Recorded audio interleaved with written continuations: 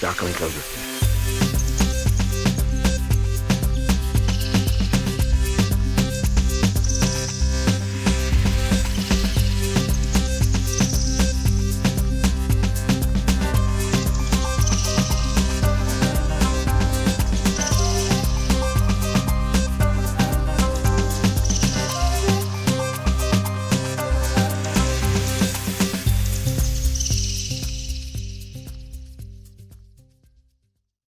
Hello, everybody, and welcome to the Birders Show.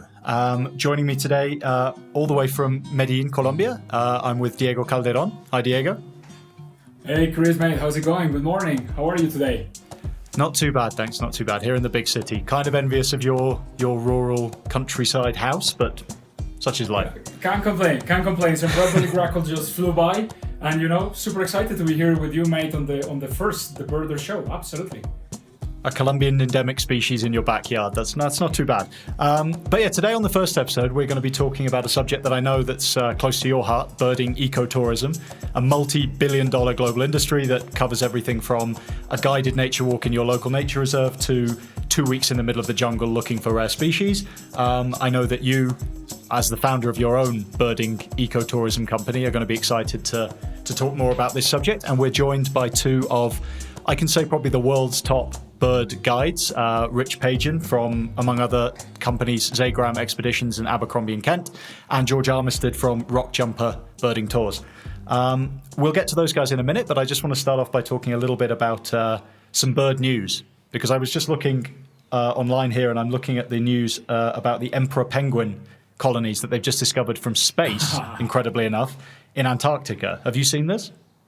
Absolutely. I was amazed, even got my old book, Antarctic Wildlife, from Halern Suriname. I was looking like there are several plotted colonies of these penguins, and now from space, looking at basically their feces, they record how much? 18-20% more, penguins today of this species. Is just crazy.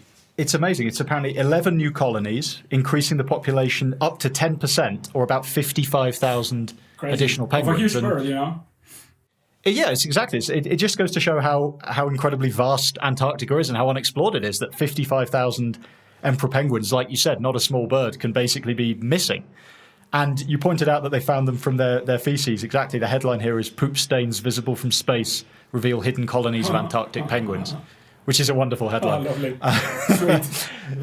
But speaking of birds in Antarctica, now seems as good a time as any to introduce our two guests. I'll start off by introducing Rich Pagan, who's a marine biologist who also works as a guide for Zagram Expeditions, Abercrombie & Kent.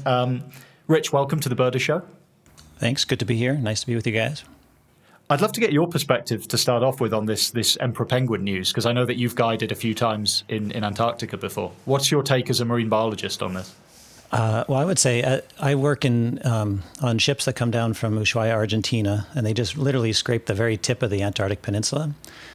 And so we don't see emperor penguins on those trips hardly ever. In fact, it's very exciting when we do. And when it happens, it's when we take the ship into the gap kind of between some islands and the very tip of the peninsula and head into the Weddell seaside, because there's the northernmost colony of emperor penguins is at Snow Hill Island, which is not too far from there. So you can cross your fingers and do all your lucky dances and get everybody on deck and stick your head into the nose of the ship into the ice.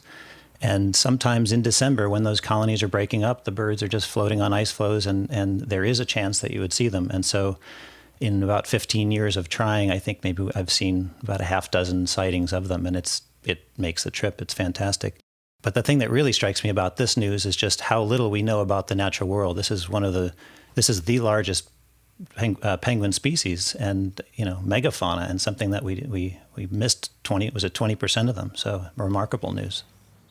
Yeah, it's incredible. And like I said, you can imagine people discovering new species in dense rainforests in Borneo or Colombia or somewhere like that. But the idea that 55,000 penguins could be hiding in plain sight on an open ice shelf, like you said, it just goes to show how much of our planet's nature we still don't entirely understand. And also, speaking of Antarctica again, George Armistead from Rock Jumper, I know that you're going to be leading a tour to Antarctica in about 12 months' time. So welcome to the Birders Show. Thanks so much, Chris. Good to be here. Good to be a part of a great team for talking about birds. And yeah, I was blown away by the news of these new colonies. It's one of my most wanted birds. One of the most iconic birds in the world. And they, we sort of, everyone's on deck and looking. You're sort of looking for something that looks like a small child standing around out on the ice or resting on its belly. That's the search image I've been told to look for. I have never seen one myself. So yeah, thrilling news. I mean, most remote part of the world, and here we are making an incredible discovery. Really exciting news. Absolutely. And well, I'm going to go back onto Rich now, and because I'm looking here on the website for Seagram Expeditions of your upcoming trips for 2021, and it's mind blowing. Really, you basically have 12 months worth of lifetime bucket list tours. Tanzania for the Great Migration, 8 countries on the west coast of Africa, Wild Island and Scotland, circumnavigating the Black Sea, orangutans in Borneo, tigers in India. My question to you is, like, looking at this list, like I said, for one of those trips for a lot of people would probably be their lifetime ambition to take a safari in India to see tigers. How, as a guide, do you maintain that excitement, that wonder, when you're doing these tours on an annual basis? Well, I think I, like the rest of you guys on this show, I am a nature geek through and through. And so any place I go I feel very fortunate to be there. I love seeing how the geography and geology and climate impact an ecosystem, and then what species of animals and plants are there. And as a nature geek, I feel like you could drop me anywhere and I would be completely happy. And as an example of that, when Seagram Expeditions does a trip, let's say we're in the Russian Far East or Alaska, something like that, and we offer different hikes, quote unquote. Some of them are like the survival of the fittest hike, where you're going. Some of them are a medium walk. Some of them are a bird focused walk. And I would always happily be assigned to do the leisurely walk, we called it, which was basically often for people that had some mobility challenges and so forth. And I remember doing one on this tiny little beach in, I think it was in the Russian Far East. And literally we spent 3 hours, and I don't think we walked more than 100 feet, because once you sort of focus your eyes on the little things and really start looking, you can see a lot. And so I think that's sort of the way my brain operates. Wherever I go in the world, even if it's somewhere I've been a number of times, it's always a different experience, and there's always new things to see. Yeah, it's interesting that you say that, because I've often wondered, and George, I'll ask this question to you now, because I know that you guide a lot of bird-specific tours all over the world. But for me, living in Colombia with almost 2,000 species, it's hard enough to memorize the sounds of a few hundred of those. I don't have a great memory for sound. But how, as a bird guide, when you're planning to go to a country and lead a tour to a country that you've never been to before, how do you prepare for a tour like that? How do you do your homework to make sure that you're able to be as accurate as you can be with identifying species for the clients? Yeah, well, that is a huge challenge, and it's part of I guess it's a skill you acquire as a guide over time. The preparation will vary depending on the destination, obviously. For a place like Colombia, as you know, throughout Central and South America, there's a lot of bird families that at least sound similar. So if you know what an ant shrike sounds like in Panama, you may be in pretty good shape by the time you get down to Colombia or Ecuador or elsewhere. At least you know that there's a few specific ones in a particular area, and you can narrow it down. You can be like, okay, that's an ant shrike. At this location, I'm looking for that one. So experience helps a lot, obviously. And I just talk to friends. I talk to friends that have been to the area before. At Rock Jumper, we have a pretty good network, and all of us in the business have friends that travel and go to these places.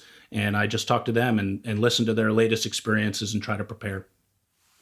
And actually, this would be kind of the dirty question, guys. But you both, George and Rich, like, do you also prepare yourself emotionally for that new bird that is important for the group and for the tour? But what about you guys? Like, you get some days earlier, or you probably detour a little bit with your group to try to see a new bird for you or something? Is that part of your preparation?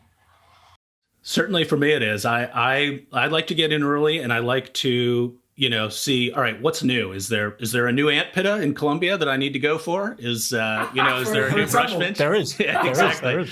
For example, look at this, for example. There it is. Yeah. Yeah, so I always do. I mean, and working in travel and working in some of these destinations over again, you often have friends you want to see. You want to get a beer, you want to get a meal. You want to catch up with folks, see what's new. See what research is being done. That's one of the great things about being in this business is there's always news. There's always new discoveries being made, and connecting with people. You get to dig in and find out, and you get the candy birds you're talking about. Every now and then you say, all right, we're going to go get this new ant pit. Why not? Yeah. Yeah, we'll secure it for the group. What about you, Rich mate? Do you search for these things or? Maybe a little bit less so.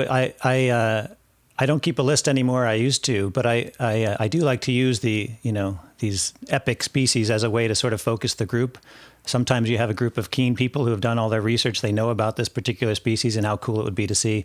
Other times your group might be a little less researched on the subject. And so if you can present to them a quest, to find something, that can be exciting to do. And actually, Diego and I did that on a recent trip in Colombia up in the highlands. I don't remember the name of the hummingbird, but Diego had the group up in the freezing fog, all bundled up, looking for this hummingbird in way up in the high country. It was great. Really good. Buffy helmet crest. If I could bet on it, it would be a Buffy helmet crest, right? Yeah. There you are, freezing cold and hummingbird. I've stood in that exact fog, freezing, looking for that bird. I think all of those is probably why I would be a better client than a guide. I think I would struggle to put that birding impulse aside to keep the clients happy. But that's why you guys are the guides and I'm just the client. So George, as a birder myself, I'm interested to know, in all of your years of experience birding in some of the most incredible destinations in the world, is there any particular bird encounter during those trips that stands out in your memory? I think probably the most memorable and exciting moment was I was doing a cruise of the subantarctic islands in New Zealand, which was one of my favorite trips I have ever done. It's kind of got everything you want. I like boats, and it's a remote boat trip, 17 or 18 days, cruising through islands where you see hardly anybody else, maybe a couple researchers, maybe one other boat, if that. We were getting close to the Chatham Islands, and I knew that we wanted to keep an eye open for the magenta petrel. Now, the magenta petrel is not magenta. It is actually a brown and white petrel. But I'm a seabird fan. I'm a seabird fanatic. And this, I knew, is a super rare bird. I think there's less than 100 of them in the world. And I wasn't leaving the deck until I knew we were through the waters where the highest chances were.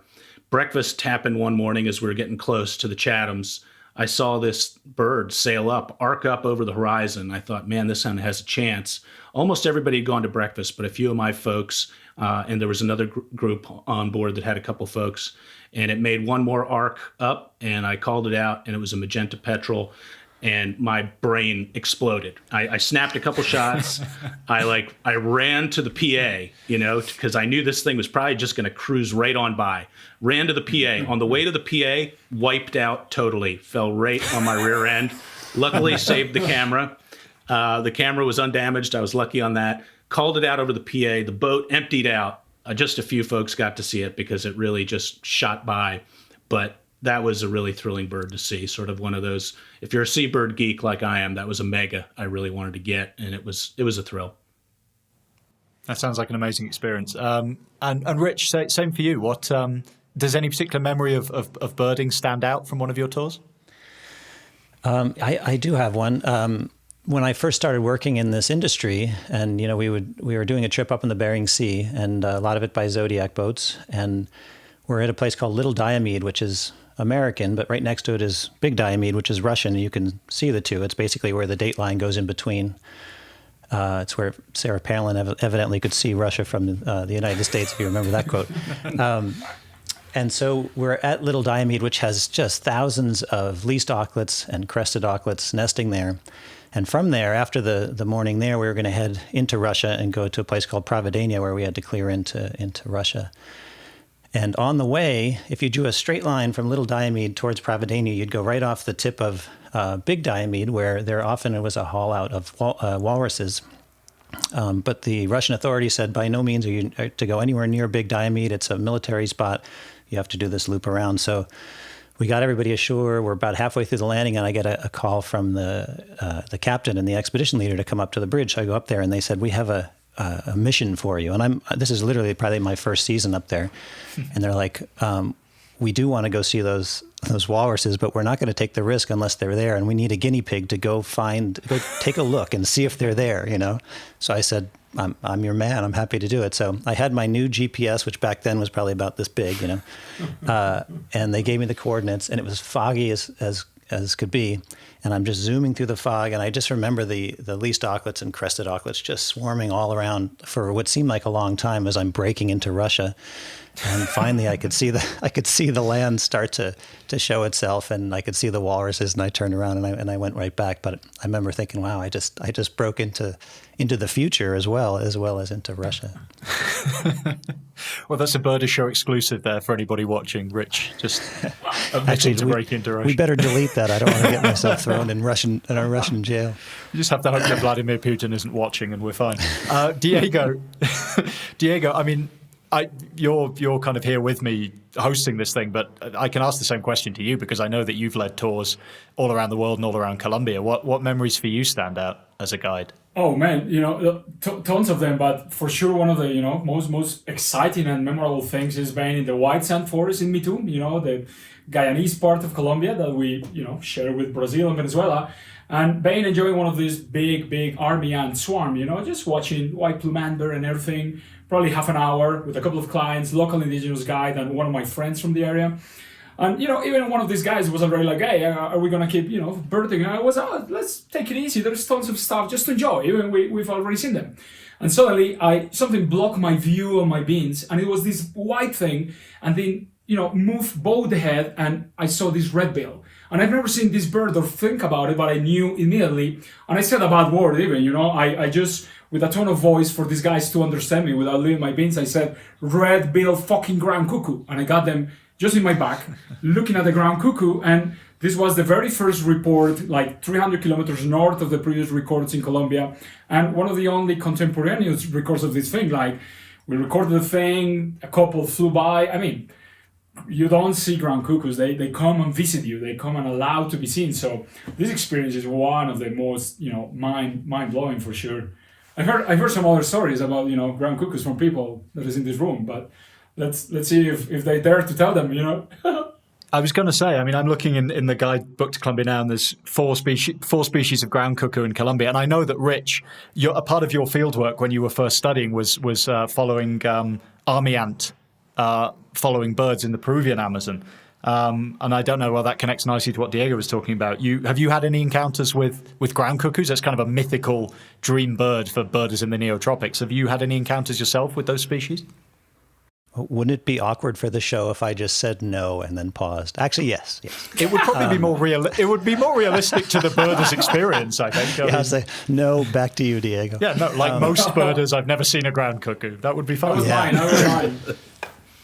Well, I spent 2 different stints down at in Manu National Park at a research station, and we were studying army ants and some of the obligate ant-following birds, which was 3 species of antbird and 1 wood creeper. And it was the best field work I've ever done, because basically what you did, you keep track of the ant swarms, and then you always knew that where they were. In the morning, you'd go out and you just bring a little stool, and you'd sit there and you'd watch them for 4 hours. And we color banded all the birds, so we're looking at the hierarchy between the different species of birds that would come to the army ant swarm. And just to make sure everyone's on the same page, these birds are not feeding on the ants, they're feeding on the things that are being flushed by the ants. So the swarm goes out, there's crickets, there's frogs, there's scorpions, everything's running, and these birds are feeding on it. And there were other birds that would show up sometimes, and also even mammals as well. But one of the rare birds was the rufous vented ground cuckoo, which showed up probably, 2% of the time, something like that. Like most of us didn't see it, but a few of the lucky ones did. And there's a funny story. My girlfriend Kristen was down with me on that trip, and she didn't know what the bird was, but she was at a swarm by herself, and she takes great notes, and she's recording everything. And she sees this bird come up, and like Diego said, it doesn't show itself. It gives you little glimpses, and that's all you get. So she keep seeing this thing kind of run in and run back out, and she drew a picture of it. she brought it back to camp, and over lunch we're all sitting around, and there was a guy named Frank Lambert who was also at the station doing some different work, and he was a very hardcore birder, and that was one of the species he had wanted to see. And she just casually, not knowing what it was, said, "Hey Frank, what's this bird?" And and she's an artist, so it's like the exact picture of this bird, and he just got so pissed. He was so upset. That was great. That's funny. I noticed, actually, speaking of that, I noticed George, when you mentioned the ground cuckoo, I noticed George shake his head ruefully in the background. Is this a species you've had an encounter with, or you like me? You're like me. I'm more in your camp. I mean, I have heard them bill clacking on the other side of a big fallen tree at a giant ant swarm. Like twice I've had that happen. I've even had someone like 20 meters away be like, "Rufous-vented ground cuckoo," and but I've been like, I'm not going to see this bird. They're over there. There's a big tree. And yeah, I mean, I've been close. I've just never seen it. It's that whole genus Neomorphus is mythical, and ghosts. They are ghosts. Yeah, exactly. Yeah, no, it's still a phantom for me. I mean, the sound of the bill clacking is remarkable. I don't know. I mean, maybe we can play the sound now in the background. I'll leave a pause now for the sound to play in the background.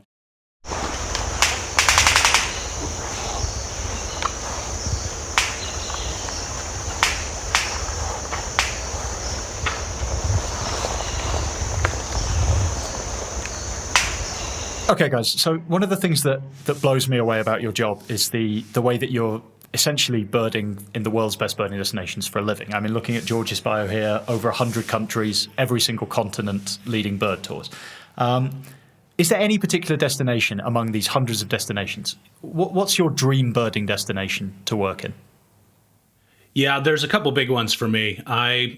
Rock Jumper does trips to over 100 countries. I've probably done 40 or something like that. I've never actually totaled it up. But I would say my two places that are big for me, I want to see as many bird families in the world as I can. I don't know that I'll ever succeed in seeing all of them. It seems like they keep splitting them faster than I can collect them and creating new ones. But Madagascar, which is, birding is one of the things actually bird tours are critical to bird conservation there. So I feel like even more, inclined to go there. And PNG, Papua New Guinea, with the birds of paradise and a bunch of endemic bird families there. Those two places are just, otherworldly. Those are two places I'd really, really like to go. Diego, I mean, I know that your list is probably as long and as endless as mine. I don't think between us we've traveled to quite as many global destinations as these two guys here. But where jumps into your mind when I say dream birding destination? Well, mate, I have to agree with George here. Like, Madagascar is being one of the places that is absolutely crazy.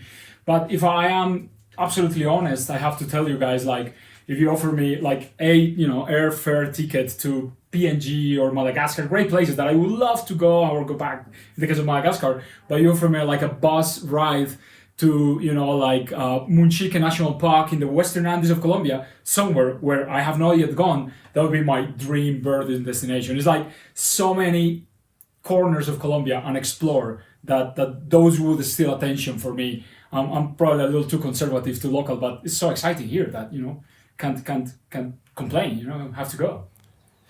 To be honest, I can relate to that. I mean, I've lived here in Colombia for 8-9 years and birded in most corners of the country. But again, there are so many places. Like, if you could just drop me in Chiribiquete National Park or something like that, just this unexplored lost world in the Amazon, and just leave me there for 2 weeks, I'd be pretty happy with that. But another place that always, I don't know if any of you guys have been to the place I'm about to say, but I'm really intrigued by northern Japan at the moment, because I've been seeing these incredible images around February, March time earlier this year of the hundreds of Steller sea eagles, which is one of my all-time dream birds to see, just collecting on the ice. They have these feeding stations for them, and places where you can go and see Blakiston's fish owl as well, coming down to feed in the rivers. Something about that place, just the combination of being able to go in that freezing cold weather and eat great food, be in an entirely different culture that I've never experienced before, and also see Steller sea eagles. I think that's the trip I'd bite your arm off for, like that, if you told me I could do it. But Rich, for you as well, like, same question. What are your dream birding destinations? But I agree with you on the aspect of blending bird watching and natural history with culture, I find just really great. And I was going to also mention, just like George, that New Guinea and Indonesia just hits it out of the park in that regard, because you're getting so much culture in addition to some amazing natural history.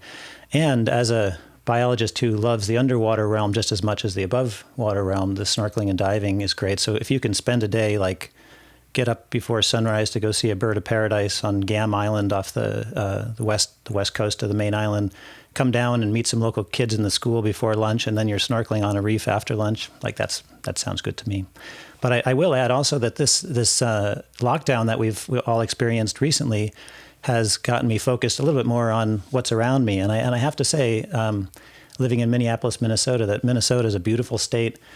And I've had the chance to go out to some places I've never been before, some places I hadn't been for years, and it gets me focused on some local things. So I would encourage everybody, all the listeners, to kind of take advantage of this time to do just that, to go find things you haven't seen before that are right in your neighborhood.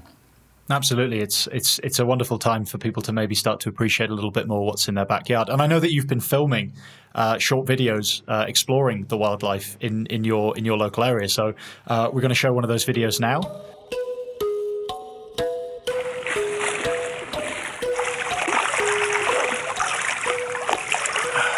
Oh, good morning. My name's Rich Pagan. I didn't see you there. Just out for my morning swim here in central Minnesota at Mille Lacs. You might be thinking, I thought Rich was tough. What is he doing wearing an insulated hooded top?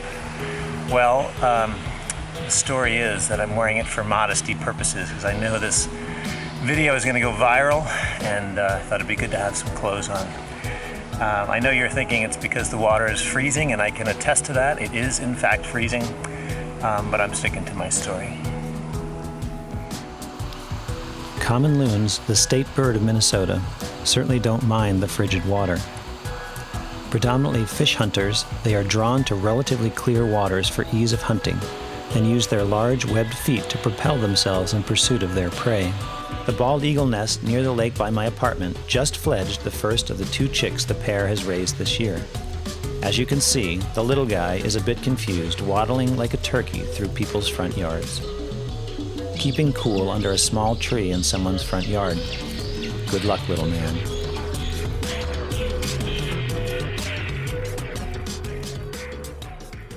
One of the questions from the audience was eBird versus Field Notebook, and why? What do you use today, if you use both, or if you use only one, and what's the deal? That's a good question. Yeah. What do you do, Rich? I'm a field notebook guy for sure. I still have in fact, I'm going on a 2-week trip up north tomorrow. In fact, next to all my camera gear is a big pile of sleeping bags and stuff here that's out of sight. But I just put the journal in the pile. I always just take notes.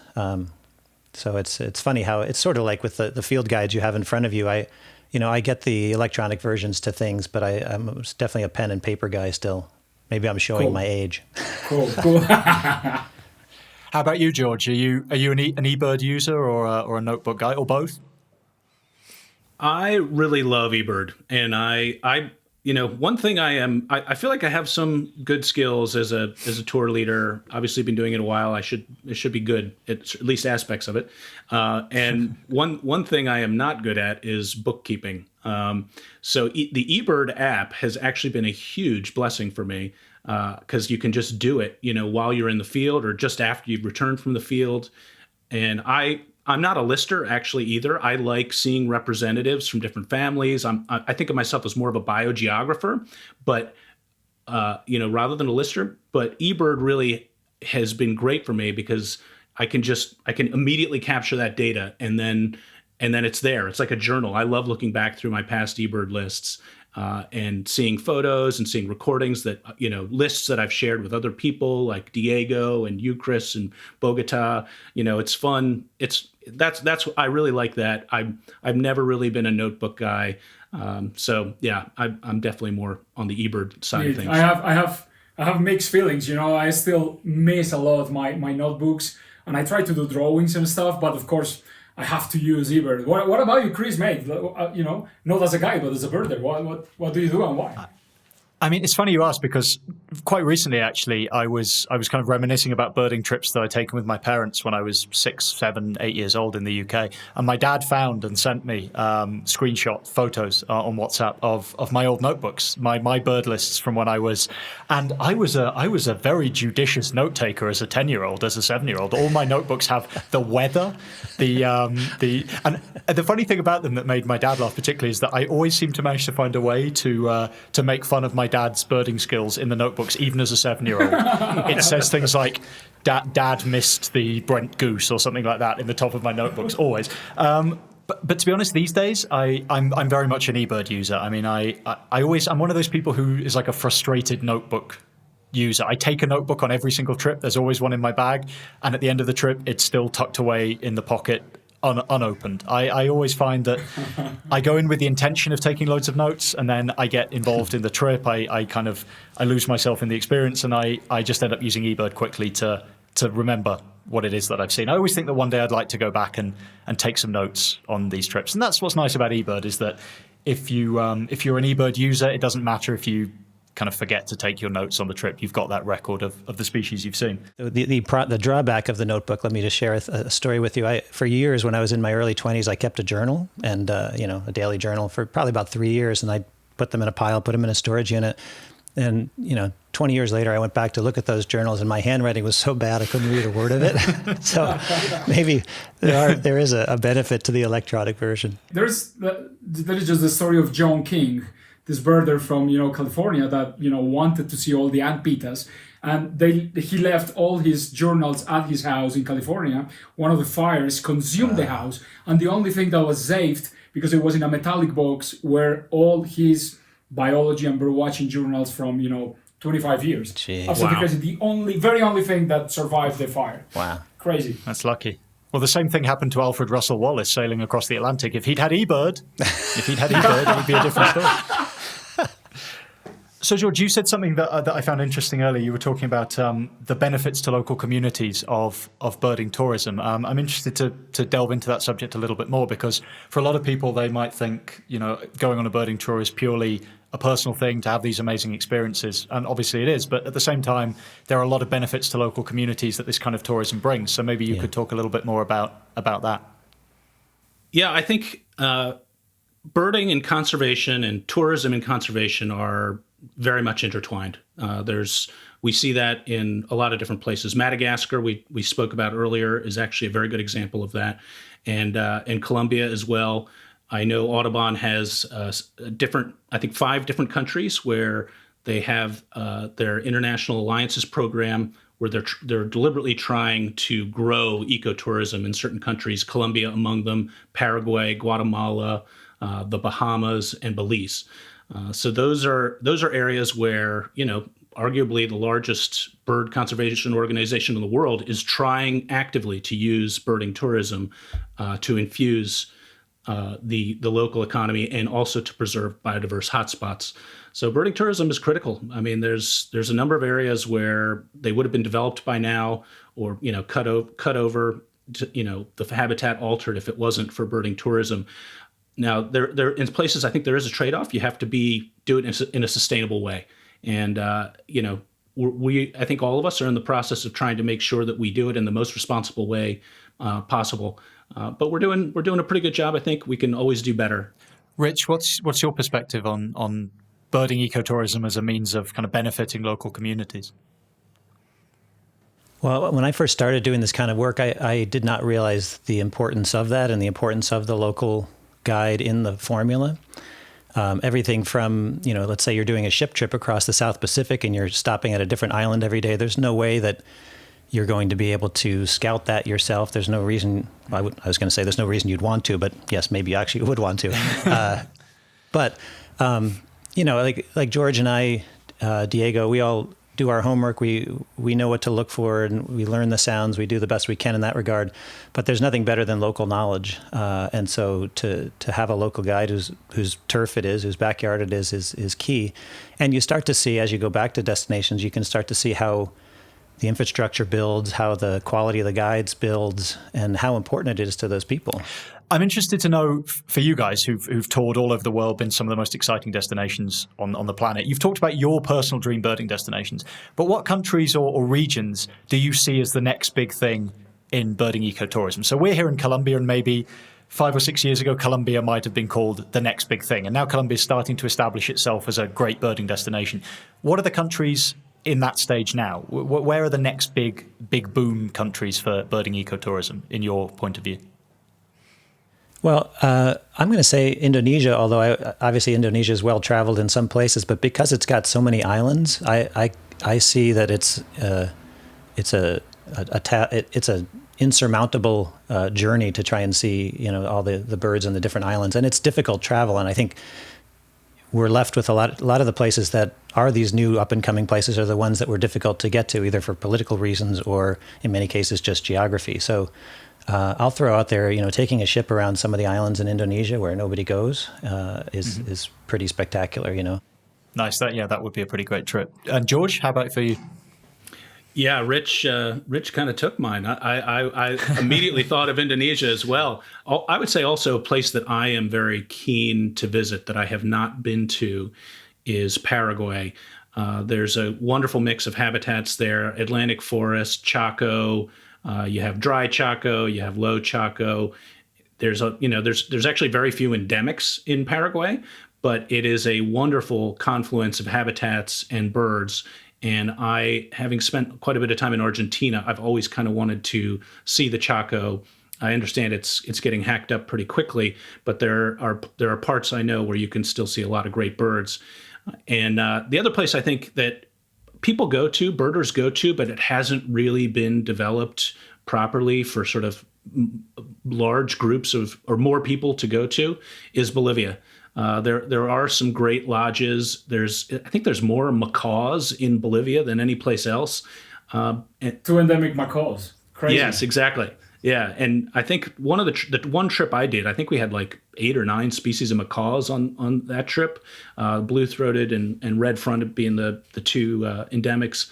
I feel like there's a lot that can be done in Bolivia still.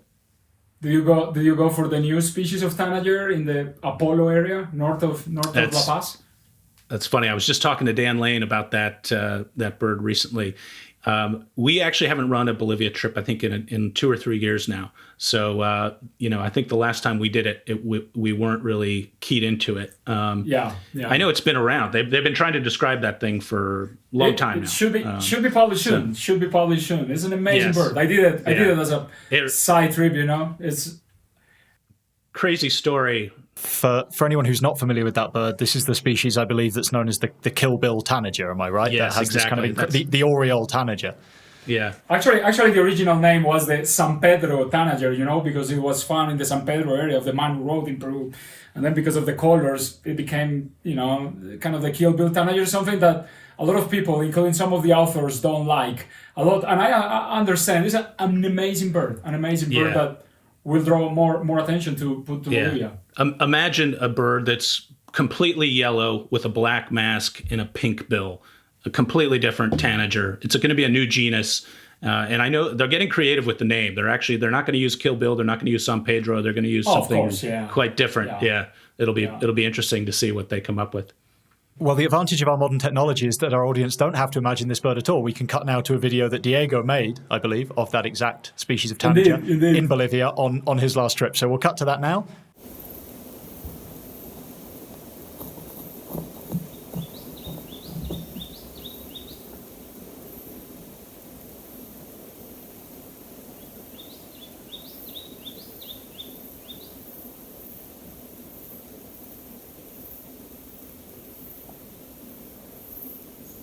So, guys, just before you leave us, I want to go through a quick fire round of some of the key birding questions that maybe people back watching are interested in. So I'm going to go, let's start with Rich and then George, and you can just each answer back to back very quickly, and we'll go through the questions. Okay. So to start off with, favorite bird? Eleonora's falcon from the Mediterranean. That's a good one. I say blue jay. Blue jay's my favorite. Blue jay, okay. Nemesis bird? I don't have a particular one that I've been going after, so I don't really have one for that question. Okay, George? I got one. Rufous vented ground cuckoo. I'll trade you mine. That's mine as well, one of many. 8 by 42 or 10 by 42? I definitely think 10. I feel like that extra push over the edge is worth it. I'm in the same boat. 10, always been a 10 guy. Okay, I think Diego and I are 10. both in the 8 camp, interestingly. This could be a whole other episode, I think. This could be a whole other episode. Let's compromise on 9. How about that? 9. Okay, we'll stick with 9 by 42. Or I could have said 12. Do you know anybody who birds with 12? Yeah, I birded with 12s for a while, but then pelagic trips and like trying to do like morning flight songbirds, I would miss them. And I just was like, all right, I got to go back to 10, scale back. So I've been 10s ever since. Now 12 is getting more popular again after Swarovski got the new Pures, They do 12 with a huge field of view. 12 is going to get popular. It's kind of weird shit. Yeah. Well, this is definitely a whole other episode. We'll have to have some experts on from optics companies. Right, next question. Photography or not on tour? For me or for the clients? Ooh, good. For you, as a guide, do you take photos on tour or not? Yeah, no, I think this is going to be more than A and B, I'm sorry, but sometimes it's good to get people who are interested in photography, but it doesn't become the thing where they're standing in front of other people and so forth. So there's a balance there with the clients. As far as me, I would say no, except if there's a chance to have photos to do a slideshow presentation at the end, or if you're on a ship trip and you can put photos up at the recap of what happened that day, then I think it's very valuable, yeah. Okay, George, same question to you. Photography or no?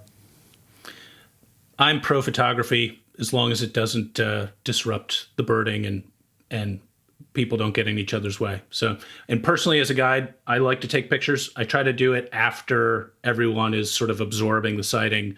You never lead as a guide with your camera. It's let everyone they're there to enjoy the stuff. So enjoy the birds, and then if you get some pictures, so be it. Yeah, it would be bad form for the guide to elbow the clients out the way to get the photo. I've seen it happen, but I've yes. seen it. I've seen it. Yeah. Okay, Rich, best non-bird wildlife encounter? Oh, I had a jaguar sighting, my only jaguar sighting in the Amazon when I was working at Manu, and it was in the early evening. We'd go out and follow the army ant swarms and see where they're going. They'd always move kind of as dusk arrived. So I'd gone out, I'd followed them to their new bivouac, I flagged it, and I was going back to take the flagging down, and there was some eye shine in my little headlamp. And I always kept a really big, bright torch ready for these moments, which luckily had batteries. And so I see this thing coming towards me, and I thought it looked like kind of a possum the way it was sort of, loping along. And I flashed the light on, and it was a jaguar. And it was maybe 20 feet away, and it turned and sat sideways, kind of like cats do, disinterested, sort of like this, like not looking at me. It walked away, and then I heard a stick crack on the other side. I turned my flashlight that way, and there he is again doing the disinterested cat thing like this. So after 3 or 4 minutes, I was like, okay, I'm ready for this sighting to end now, because I'm by myself in the dark, like 2 miles from my camp. So I slapped my leg, thinking it's going to scare the jaguar away, and that was the only time he looked at me. He turned and gave me this look like, who the hell do you think I am? So I just backed off and left him. So that's my story. And so, George, same to you. Best non-bird wildlife encounter? I'm going to go with cats as well. There's probably nothing that thrills me more than seeing a wild cat. Not particularly rare, but seeing 4 ocelots in one day once in the Llanos of Venezuela at Hato Pinheiro. I know an area you know well, Chris, in Venezuela. Mm-hmm. That was an incredible thrill. And I just the key one was we were in our truck, stopped, listening, looking for birds, and we just had this ocelot. The sun was coming from behind us, and it just walked right up to us until it was, 100 feet away. It was amazing. And we had 3 others that day. So that was a pretty special day. Let me get in and change the subject and talk to you about my jaguar. No, I'm not going to do it. I'm going to go for bioluminescent plankton. Ooh. It's one of the times I have cried more doing something and watching something in nature. Jaguar made me cry, my first jaguar, but bioluminescent plankton and bioluminescent fungi are just mind-blowing. Yep, I hear you. Very cool. And yeah, the ocelot thing, I remember having 3 ocelots, I think, in one night spotlighting at the same Hato in Venezuela like 10 years ago. It's a pretty remarkable place. And one final question. Rich, start with you, and I think I know the answer to this question. Bird fast or bird slow? Oh, slow. You mean the pace of the walk? Is that what we're getting at? Yeah, I mean, I think there are some birders who like to really take their time and cover 200 yards in about 7 hours, and there are some who are purposeful, striding ahead, trying to get around every corner. You know, I'm probably the latter, to be honest, but I don't know about you. Yeah, well, as I mentioned earlier, when I was doing the leisurely walks for Zagrum Expeditions, and it is as slow as you get, and I like that challenge, you know, like the more you look, the more you see. And along those lines, a recommendation for your audience, I find that I find more things when, like, say, if I'm taking a walk, even with a group, and I say, you know what, I'm going to catch up, I'm going to just stay back and take a leak. Those 2 minutes of stopping, like just stopping for a second. You don't always have to take a leak, but I recommend stopping. And it's just amazing how things start to get back to normal. You know, the birds, the squirrels, the chipmunks, everything just start to not be so alarmed anymore, and they go back to their business. So I've seen some great things just by stopping and taking a leak. So, George, same question to you. Are you a fast birder or a slow birder? I'd say it kind of depends, but overall, if I have my druthers, I prefer to take my time. My favorite thing around here locally when I'm out is to take a long, slow stroll and see what appears. Pick a nice patch and work it to death. That's what I like to do. Excellent. Well, I just want to thank you guys so much for joining us. It's been great fun sitting down and talking with you. We probably could have gone on for a few more hours if we'd, we probably still can, off camera. I just, for anybody who's watching, George, I'll start with you. Where can people watching find you and find more information about what you've got coming up? Please check rockjumperbirding.com. Also, I am on Instagram. My Instagram is Charmisted. My last name is Armistead with the letter CH in front of it, an old nickname from back in the day. So yeah, Instagram and rockjumperbirding.com. Please hope you find me there. Brilliant. And Rich? Probably the best place to track me down is richpagen.com. I have a blog there, and I also do a lot of little nature video posts that I'll have up there. Also, I work for Abercrombie & Kent and Zagrum Expeditions, and both of their websites lists my upcoming trips. So all that I have to say is thanks, guys, for joining us on The Birdish Show. It's been a wonderful first episode. Diego, thanks for being with us as well. No, mate, thanks for getting this, happening, and absolutely love to be here with both, George and Rich. Lovely people being in the field. Now, lovely to be in the show. Hi everyone, thanks for watching The Birdish Show. Our dream is to turn this show into the ultimate resource for birders all around the world, to tune in and hear the latest from top bird guides, bird personalities and researchers, so you can really dream and immerse yourself in this wonderful world of birding. It would really help us out if you like this video, subscribe, and don't forget to hit the notification bell below to find out all the latest updates from The Birdish Show.